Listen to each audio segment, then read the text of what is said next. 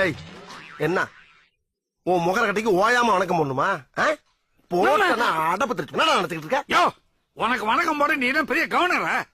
பட்டாணி தின்னுகிட்டு இருக்கேன்டா பரதேசி. பட்டாணியா? ஏ பட்டாணி இப்படியா திம்பாங்க?